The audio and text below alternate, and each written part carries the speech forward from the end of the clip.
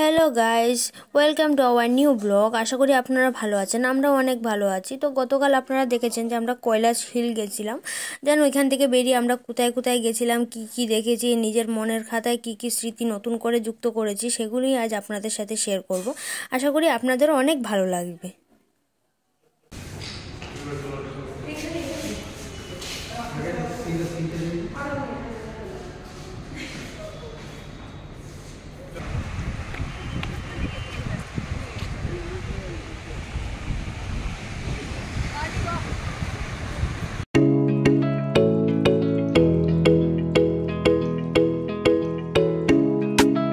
Finally আমাদের কৈলাসগিরিতে ঘোরা হয়ে গেছে, আর এবার আমরা বেরোচ্ছি। তো বন্ধুরা, এই যে আমরা কৈলাস হিল থেকে বেরিয়ে গেছি এবার আমরা পাহাড়ের নিচের দিকে নামছি। আর যাওয়ার পথেই দেখুন বাজে উপর থেকে, যেহেতু আমরা পাহাড়ের উপরে রয়েছে অনেকটা, তো ওইখান থেকেই পুরো সিটিটা আর সমুদ্রটা দুটোই একসাথে দেখা যাচ্ছিল। কি যে অপূর্ব সুন্দর লাগছিল, আমরা তো রীতিমতো দাঁড়িয়ে পড়েছি। দেন আমরা ওইখান থেকে অনেকগুলো ছবিও ক্লিক করেছি। কি অসাধারণ!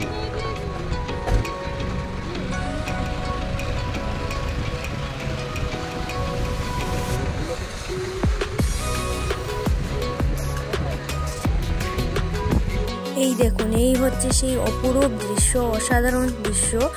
একের পর এক রোপওয়ে উপর থেকে নিচে নামছিল, নিচ থেকে উপরে উঠছিল।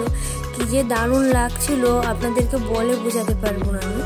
মানে নিজের চোখে দেখলে তবেই বিশ্বাস করা যাবে, বোঝা যাবে যে ঠিক কতটা সুন্দর আমাদের প্রকৃতি। তো মানে কি বলবো, আমি কোনো ওয়ার্ড, কোনো ভাষা খুঁজে পাচ্ছি না, এতটাই সুন্দর ছিল। ওখানে সবাই দাঁড়িয়ে ছবি তুলছিল, ভিডিও করছিল, বাট আমি শুধু ওইটাই দেখছিলাম। এই ভিডিওটা আমার বর করেছে, ওই করছিল। আর হ্যাঁ, এই রোপওয়েগুলো নিচের থেকে উপরের দিকে যাচ্ছিল কৈলাসগিরি হিলস ওইখানে, আবার কৈলাসগিরি হিলসের ওইখান থেকে আপনার রোপওয়ে স্টেশন থেকে আবার নিচে আসছিল। নিচে রোপওয়ে স্টেশন একটা রয়েছে। তো এটা হচ্ছে শর্টকাট রাস্তা, যারা পুরোটা উঠতে পারবে না বা শর্টকাটে যেতে চাইছে ওদের জন্য। কি বলবে এই জায়গাটার ব্যাপারে?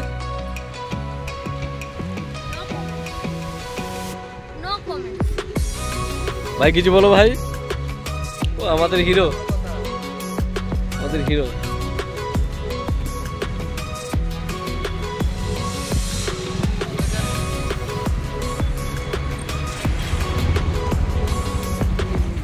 তো বন্ধুরা, এবারে আমরা বেরিয়ে নেক্সট ডেস্টিনেশনে যাচ্ছিলাম। তো যেতে যেতেই হঠাৎ করে রাস্তায় আমার একটা জায়গায় চোখ আটকে গেল। সেটা হচ্ছে একটা ছোটোখাটো পান দোকান। অ্যাকচুয়ালি এটা পান দোকান না বলে ছোটোখাটো একটা পানের শোরুম বললেও মন্দ হয় না। এতটাই সুন্দর সাজানো গোছানো, এতটাই ভালো ছিল। আর ওইখানের ওই দিদিটার কথাও খুব ভালো ছিল, দিদিটার ব্যবহারও খুব ভালো ছিল। তো আমি রীতিমতো সবাইকেই ফোর্স করলাম যে চলো চলো, এখানকার পান অন্তত একবার ট্রাই করা যাক, খেতে কেমন হয়। ঠিক তো সবাই মিলে পান টান খেলাম। দেন ও ভিডিও করছিল, আর এই যে আমি বাইরের থেকে ডাকছিলাম ওকে। আমার মুখে পুরো একটা পান পুরো ঠাসা হয়ে গেছিলো, মুখ পুরো ভর্তি হয়ে গেছিলো। আর এদিকে সবাই গাড়িতে ওয়েট করছিল, সবাই পান টান খেয়ে ভিতরে গাড়িতে চলে গেছিলো। আর ও ভিডিও করছিল বলে ওকে আমি আবার রিটার্ন এসে ডাকতে এসেছিলাম যে চলো, সবাই ওয়েট করছে। দেন আমরা ওইখান থেকে বেরিয়ে তারপর গেলাম ওইখানকার একটা ফেমাস মিষ্টির দোকান। মিষ্টির দোকানটার নামটা ঠিক আমার এখন মনে পড়ছে না। সিমি, যে আমাদের বন্ধু, সে যাওয়ার আগে ইউটিউবে সার্চ করেছিল যে ওইখানকার ফেমাস মিষ্টির দোকান কোনটা আছে, কি আছে। তো সেইখান থেকেই ও খুঁজে পেয়েছিল এই দোকানটার নাম। তো যাওয়ার পথেই ছিল আমাদের, তাই জন্য আমরা ওইখানে সবাই নামলাম। দেন ওইখান থেকে অনেক রকম ভ্যারাইটির মিষ্টি ছিল ওইখানে। কিছু কিছু মিষ্টি আমরা ট্রাই করেছি ওইখানে, খুব ভালো ছিল খেতে।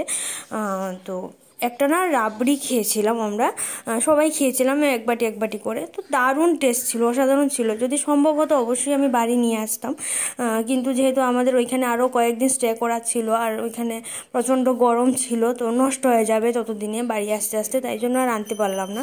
কিন্তু অন্য অন্য মিষ্টি আমি নিয়ে এসেছি, ড্রাই মিষ্টি যেগুলো ছিল, যেগুলো 7-8 দিন থাকবে, ওনারা দোকান থেকে নিজেরাই বলে দিচ্ছিলেন।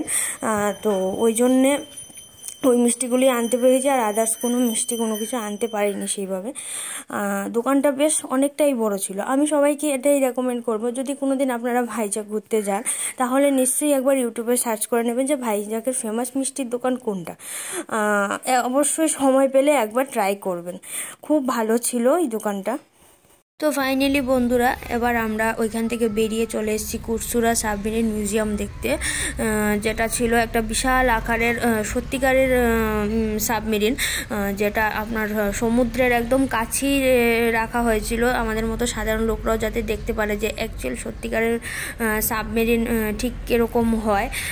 তো আমার বেশ ভালো লাগছিলো জানেন তো, কারণ আমি কখনোই এত কাছের থেকে সাবমেরিন দেখিনি। অনেক মুভিতে দেখেছি, অনেক গল্প শুনেছি, বাট এই প্রথমবার আমি একদম কাছের থেকে সাবমেরিন দেখেছি। এই হচ্ছে সেই বিশাল আকারের সাবমেরিন।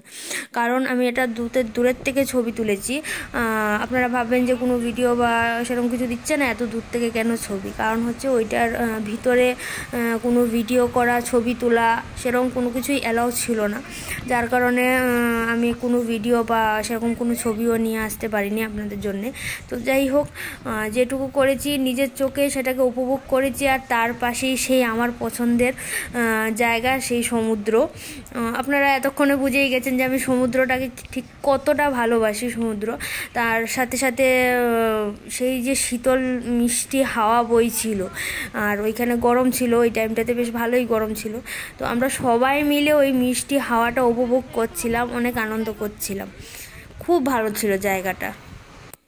তো বন্ধুরা, আমরা সেই মিষ্টি হাওয়া উপভোগ করার পর দেন ওইটার পাশেই ছিল এয়ারক্রাফট মিউজিয়াম, যেটা আমাদের কলকাতাতেও রয়েছে, সেটাও আমি ঘুরে এসেছি। তো ওইখানে ভাইজ্যাকের যে মিউজিয়ামটা ছিল অনেকটাই বড় ছিল, অনেকটাই বড়, এয়ারক্রাফটটাও অনেকটাই বড় ছিল। তো এই হচ্ছে সেই এয়ারক্রাফট মিউজিয়ামে ঢোকার এন্ট্রি। তো এখানে দাঁড়িয়ে একটু ওরা ছবি তুলছিল, আমরা দাঁড়িয়েছিলাম, তারপর ওইখান থেকে টিকিট কেটে দেন আমরা মিউজিয়ামের ভিতর ঢুকলাম। আর এই হচ্ছে সেই মিউজিয়াম, খুব সুন্দর গোছানো, সিম্পলের মধ্যে খুব ভালো ছিল দেখতে, দেখুন।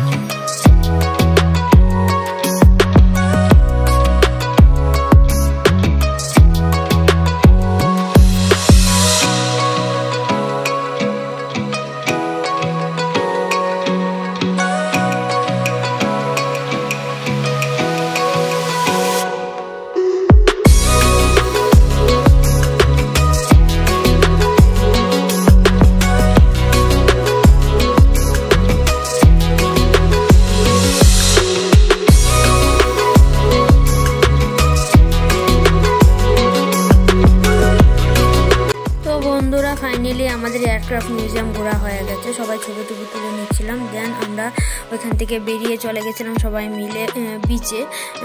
তো আজকের জন্য ব্লগটা এই পর্যন্তই রাখবো। যদি কিছু ভালো লাগে থাকে তাহলে please do like, comment, share and subscribe. Good bye.